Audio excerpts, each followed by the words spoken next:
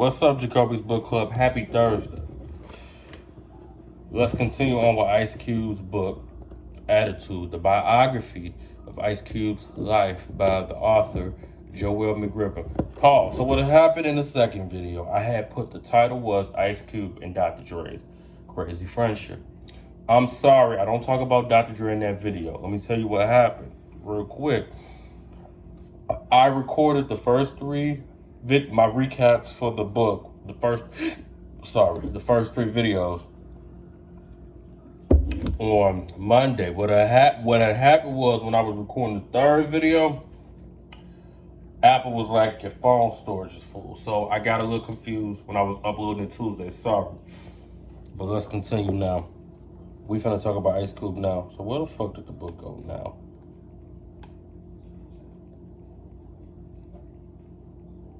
By 1986, rap was spreading across the nation and onto other western counties.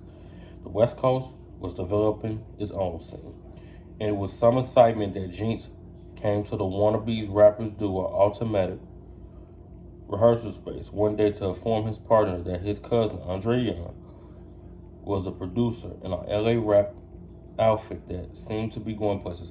Pause. So we had moved forward. CIA was a group that Ice Cube and his friend Jinx was a part. Jinx's cousin is Dr. Dre, and Jinx used to live next door from Ice Cube. So in this book, which I don't believe this book, it says that Dr. Dre's mother used to live next door to Ice Cube's family, which not in fact. Ice Cube is from South Central LA. Dr. Dre is from Compton. Well, it's the same thing. Well, it is LA, but Compton and Los Angeles is two. Never mind. Y'all just gotta go search this shit up for yourself. I'm not from LA anyway, but it's two different. It's two different neighborhoods, cities, but just in that Los Angeles County. In a LA rap outfit that seemed to be going places. The act, which went by the typical prideful name of the World Class Wrecking Crew, WCWC, and featured the soon-to-be star Michel'le on the vocals, has scored a big local hit with a song called Surgery. It also turned out that Andre's mother lived close to the Jackson family.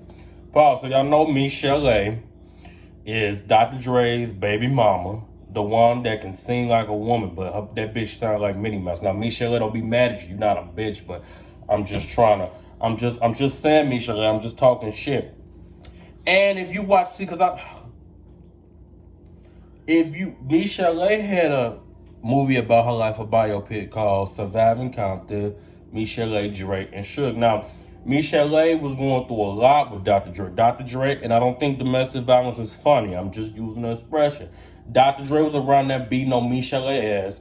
Michel'le got so far gone, she just started taking pills, and their son was in there by himself at home while Michel'le was out there partying and shit and doing all that wild shit. And then Dr. Dre left her while she was in rehab, went to go marry his wife, left her, didn't want to take care of his son, wasn't giving her child support. And then, Suge Knight with his big ass trying to come save the day. Let me tell you why Suge Knight got with Michel'le was to get back at Dr. Dre for leaving Death Row after Eazy-E died. Dr. Dre was like, I gotta get the fuck up out of here. Eazy didn't die, and I don't want to be a part of none of this, whooping these niggas' ass, stumping niggas out, making niggas drink pee. Yeah, Suge Knight was over there making niggas drink pee. Now, that big motherfucker deserved to be in the jail cell next to Diddy. Now, he ain't over there throwing freak offs and shit and doing all that other shit, but he deserved to be next to Diddy in the cell, even though he is in jail or prison, whatever the fuck they do. But yeah.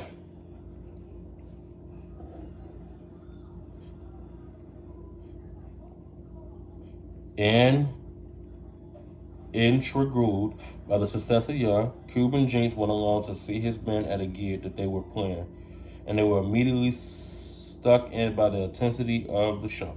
Jinx's cousin, who was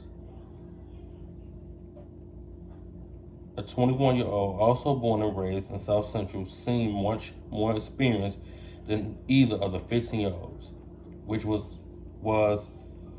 a masterful DJ. He had begun playing as a DJ in a club Eve After Dark, where he attracted attention by performing a set made up of chart records and Motown soul classics. Pause. Now we're gonna get to it. So a lot of people don't know that Dr. Dre is like 5 years older than Ice Cube. Now today, in today's society, now this is the 80s. We're in the 80s. A 21-year-old and I don't know. I mean, a 20. Well, Dr. Dre is not that old. From what it seems like, what the man has put in there, it seems like Dr. Dre is 21 and Ice Cube is 15. That's not accurate. He got to be at least 5 or 4 years older than him. But you're hanging out with a nigga that's that old. That would never work into this society because of social media and people are just fucking weird. But, you know, it's a little crazy to me. But that's fine. I'm not saying anything they was doing, but it would be crazy that that you would be hanging out with somebody like that. Because at 14, I wasn't hanging around a 21-year-old, probably a 16 or a 17-year-old. But a 21-year-old, no. The club was also acquired with a 4-track studio, which he recorded demos with the world-class wrecking crew, which Young had formed in the early 1980s with another DJ, Antoine Carby, who used the abbreviation. I was trying to replace a word because I don't know. I'm replacing some of these words and making up my own words because this author is from the UK and he don't even know what the fuck he writing. Yella, a rapper, and Lonzo of the entire audience. Yella, DJ Yella from NWA. As a performer, Young was magical, holding the Alonzo Williams. As a performer, Young was magical, holding the attention of the entire audience. He even went by the stage name of Dash, with an added mystery. So pause, because again, like I told y'all with the LL Cool J book, I can't read the whole thing. So basically what was happening was, like I read to, LA was creating its own rap scene. Now New York is where rap was born, but LA was creating its own rap scene. So Ice Cube started hooking up with Dr. Dre and Yella and Lorenzo Williams. And Dr. Dre was, mentoring Ice Cube, even inviting Ice Cube to some of his skating ring parties that he was throwing.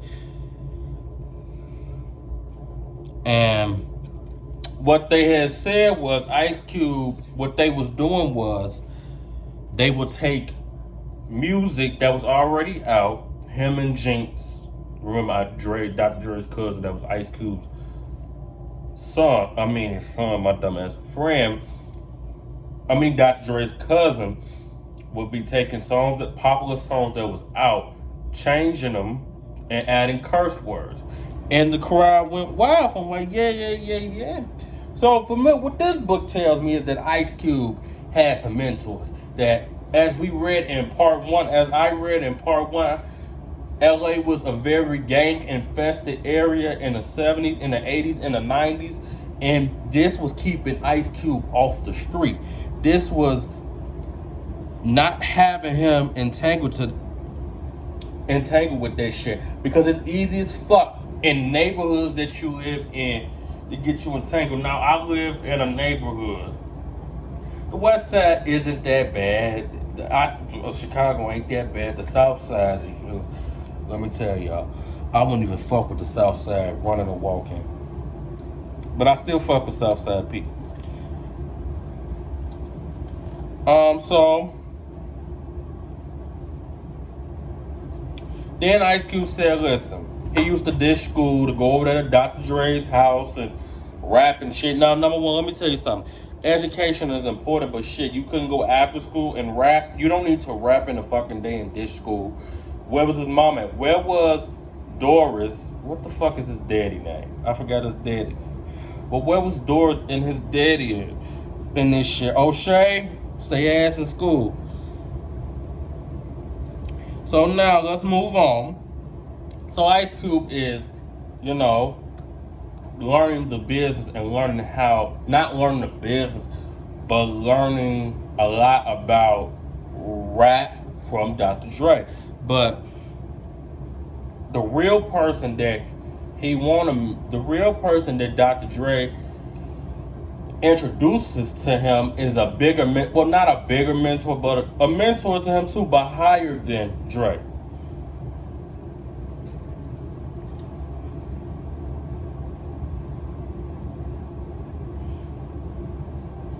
Quite simple. Eazy-E was a true, dyed-in-the-wood original gangster. Born in 1964, he spent his middle teenage years making a buck from mowing lawns, delivering newspapers, and the usual domestic tasks that adolescents traditionally perform to earn pocket money. It wasn't long, however, before he realized that dealing drugs was a faster and more effective way of making a profit. Turned to wit accuracy after dropping out of high school in 1979. Pause.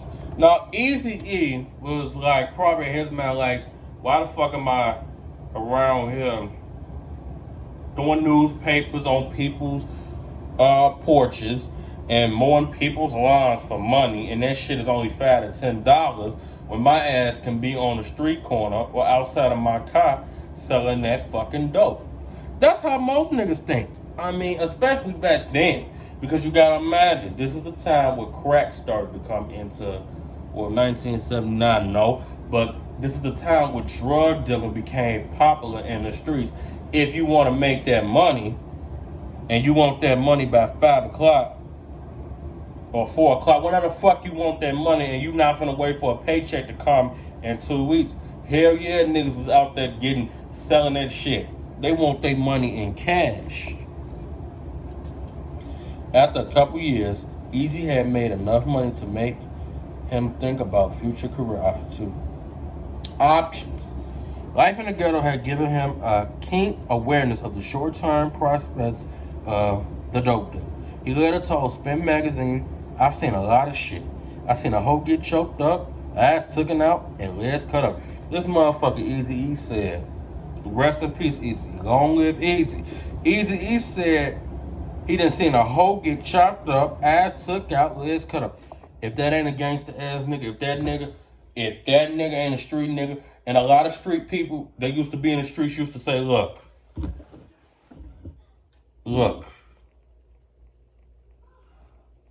I done seen a lot that a lot of niggas ain't seen and is scared to see. I mean, maybe, him growing up like that, or in that, again, gang-infested environment of Compton, LA, Long Beach, he wasn't frightened, or he probably expected shit like that to happen, or I don't know, I'm just talking at this point. Altogether. In an April 1989 interview with Bam Magazine, he seemed almost to regret his decision to withdraw from dealing as a moral issue, saying, "I seen that it really wasn't worth it. It wasn't worth my life. My cousins get killed. It really wasn't worth it. So I got out of it. I figured out I could do something right for a change instead of doing something wrong." Pause. Again, drug dealing to me, people say you shouldn't sell drugs. I don't think people selling drugs ain't about the people like the money. People like the money. But also, with that type of money, a lot of people think like, damn, if I sell this shit or do this shit, it can put me in a better situation in life 10, 15 years down the road. And then, like, going back to what LL Cool J said, a lot of drug dealers that's out there ain't there for all that other street shits. They out there to feed their family, take care of their kids. I mean, yeah. And it's women that sell drugs. One woman said she had to sell drugs to put food on the table for her daughter. Now that's sad. No, let me stop putting. No, but that's just the reality. In a later interview with journalist Brian Cross, Eazy talked about his roots. "I used to sell drugs. And if it wasn't doing what I'm doing now, I'd probably be in jail or dead." He also vented some spleen about world-class wrecking crew manager and rival business partner, Alonzo Williams. So pause before we get there, because I don't want to get into that. I mean, Alonzo Williams fucked Dre and his group World Class Wrecking Crew over. and it was a whole bunch of shit. And then, you know, he was a little upset that, you know, Dre went over there with Eazy-E and the NWA. Lonzo Williams. Lonzo had more than me at the beginning. He had a house and a car, and he thought he was a shit. If he wasn't so fucked up, he'd probably be right along now. Lonzo's a fucking loser. So, you know, that's easy. He just saying, listen, if that nigga had did his shit right, if what I took, he said if that nigga had stayed fucking humble, and that's a problem with a lot of people, not just famous people, but people that got the shit. They don't stay humble. They think they better than somebody because they have a house or they have 2 or 3 cars. You better stay humble, because God can take that shit as fast as he gave it to you.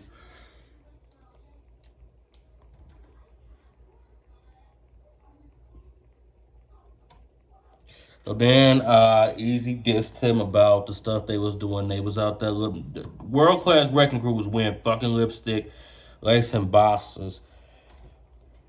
In that, Lonzo was also being shady because he released one of the songs earlier without any of the knowledge of the group members. Listen, I don't want to get into that, but we got to move on. Easy knew he could do better, and soon the idea of finding a record label was discussed. As he knew several local musicians and producers, including Dr. Dre, the two men had first worked together in 1986 after Easy received a phone call from a producer who had been arrested for a series of outstanding traffic violations, asking him to loan him $640 at the time. Now, this book was written in 2002. This was 1986. That was $900 in 2002. Today, that's probably like, I'm just guessing, $2,500 or $2,600 as bail money. Reportedly, Dre had already approached Lonzo for the loan, but had been turned down because he already owed Williams a considerable sum. Well, yeah, if you already owe me money, and I understand it, if you already owe me money, don't ask me for no more motherfucking money. Easy agreed to provide the bail as long as Dre promised to come and produce acts for the label, which Easy planned to call Ruthless Records. So what I got from that was like, Easy was like, listen, I'm gonna loan you the money, but what you need to do is come over here and produce this music. Make sure y'all like, share, subscribe, tell a friend, tell a foe. Thank you.